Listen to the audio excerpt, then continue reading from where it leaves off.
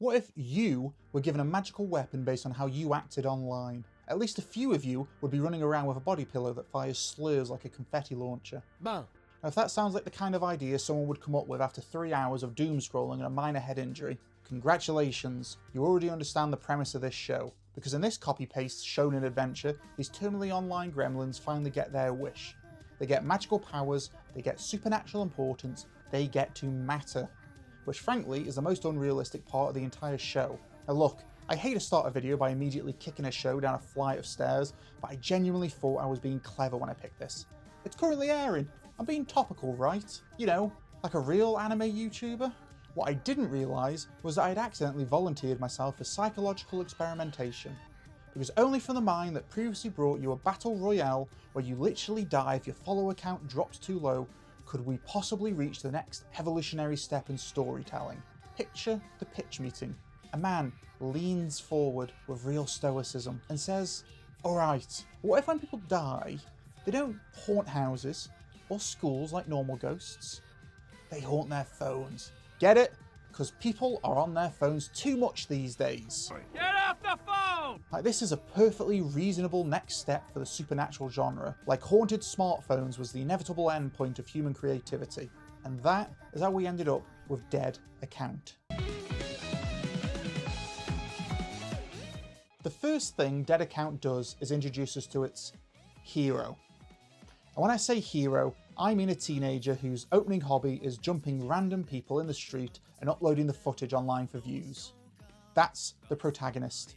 The show literally opens with this guy committing street assaults for engagement metrics, which immediately raises a very important question. Who exactly is this character supposed to appeal to? Because normally, a protagonist is designed to be sympathetic, relatable, someone the audience can root for. Instead, this guy feels like the final evolutionary stage of TikTok street content. But don't worry, the show quickly reassures us that all of this violent crime is actually happening for a very wholesome reason. His little sister is sick.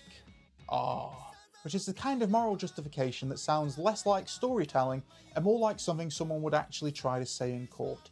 Your Honour, the assault was for family reasons. I'm just trying to save my dying sister, so I had to beat up the random strangers on the internet.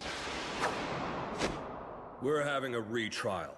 Naturally, this emotional setup lasts for about 10 minutes before the show pulls the most predictable twist imaginable. The sister isn't away getting her medical treatment abroad. She's already dead. Your little sister died a month ago! Which means our protagonist has spent the last several weeks texting someone he thinks is his sister. Because if there's one thing in the afterlife needed, it was a Wi-Fi infrastructure. Dead people leave behind profiles, those profiles become haunted by them. And those ghosts start interacting with the living. Are you evil? Once for yes, two for no. Which leads to the discovery that there's an entire secret group of people whose job is to deal with this problem. Traditional Exorcist apparently went through the .com crash, came out the other side like a startup pivot, same service, worse branding, and now everything runs through an app nobody asked for. Digital Exorcists. People who fight ghosts using their smartphones. Physical attacks aren't effective anymore. Time to change tactics. Are you scrolling on your phone right now? This is a battle anime where supernatural combat is powered by mobile data plans. Now, to the show's credit, the power system actually tries to do something interesting here. Abilities are tied to how someone behaved online. The emotional toxicity of the internet literally manifests as supernatural power, which is either an extremely clever satire or the most unintentionally honest commentary about internet culture anyone has ever written. Our protagonist ability is based off him being a flame beta, which means the more people that hate him, the stronger he becomes. The hero's superpower is rage bait. His combat strategy is essentially just posting inflammatory content until demons explode, which raises an uncomfortable possibility.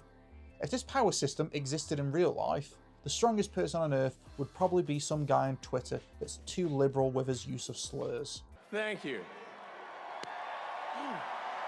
After discovering this power, he gets recruited into an organisation that trains these ghost hunters. And because this is an anime, that organisation is of course set in a high school. because the fate of humanity must always be entrusted to people who legally require permission slips to leave campus. So now the show becomes a supernatural academy show, a school full of students whose powers are shaped by their internet personalities, which means every character basically represents a different online archetype. Influencers, attention seekers, gamers. You know, an entire classroom that feels like someone accidentally animated a Discord server. But the absolute highlight of the power system, the detail that truly elevates this show into something special, is how supernatural energy works, because your power output is tied to your phone battery. Yes, your magical combat ability depends on how charged your phone is, meaning a supernatural warrior trained to fight digital ghosts can be defeated by something as terrifying as a 20% battery remaining warning. The entire organisation of ghost hunters could become unstoppable if someone introduced them to the ancient forbidden technique known as a portable battery bank. The weird part is the show doesn't seem to realise how ridiculous this all sounds. It presents every moment with the emotional seriousness of a world-ending tragedy. Characters talk about rage bait like it's some ancient martial art passed down through generations. Yeah, a fiery flame baiter.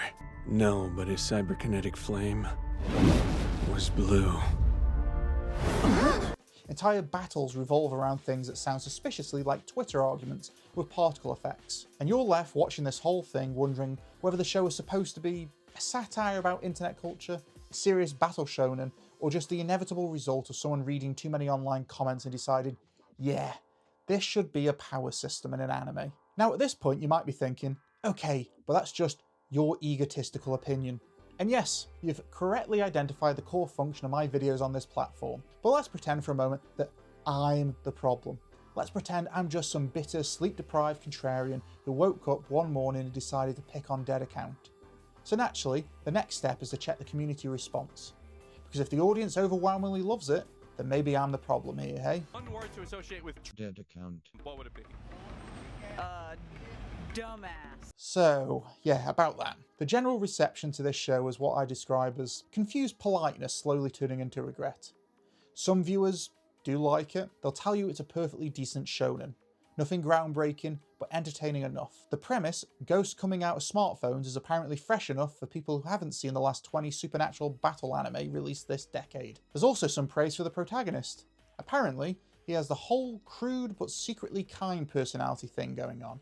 You know, that extremely rare anime archetype known as the loud idiot with a heart of gold. Real cutting edge character design there. So yes, there are viewers defending it. And I actually get why. Because if you squint hard enough, lower your expectations to the floor, and maybe watch it while scrolling your phone, Dead Account can absolutely pass as a perfectly serviceable seasonal shonen. And to be fair, anime fans are nothing if not generous when it comes to mediocrity. But here's the problem. For every person politely saying, hey, it's not that bad, there are plenty more people who absolutely cannot stand this thing. The people who like it sound like they're writing performance reviews for a co-worker. Yeah, he shows up on time, he does the job, pretty solid effort. The people who hate it sound like they're writing a resignation letter. Oh man, I really suck. And before anyone jumps into the comments to defend it, I can already hear you typing, bro, it's just a bit of fun, it's not hurting anyone. Right, if the top item on your list of pros is probably not a serial killer, you need to get your life in order. If I have to read/listen to someone try and sell a mediocre show on it just being a bit of fun, I may try that new bath bomb I've been saving for a special time. And I need to talk about the dub, because the dub is kind of incredible. Not in the way it was probably intended though. The subs play this whole concept almost completely straight. Dead serious, you might say. Like we're watching some profound commentary on life, death and digital identity. The dub, on the other hand, seems to have looked at the script, paused and gone, yeah, no, we're not doing that. Instead, you get lines that sound like they were written by someone who actually understands how ridiculous this premise is. Characters are throwing out phrases like, Get baited, bitch! Useless bastards! mid-fight like they're arguing in a Twitch chat instead of battling supernatural entities. And somehow, it works, because the dub turns the show into something it accidentally should have been the whole time, a comedy. Not intentionally, I think, but if it is intentional, hats off to the localization team. So, what is Dead Account? It's not completely worthless. There are moments where the concept almost works, the ghost designs can be decent, the whole internet behaviour becomes your power idea could have been something genuinely interesting. If I had to say one nice thing, it's that buried somewhere under all of this, there's a better show trying to get out. Unfortunately, it's trapped inside what is ultimately just shonen slop with a Wi-Fi connection. Look, you can watch it. I'm not your father, I'm not going to stop you. You might even enjoy parts of it. But at the end of the day, this is less a commentary on the internet and more proof that anime will turn literally anything into a battle system if you let it.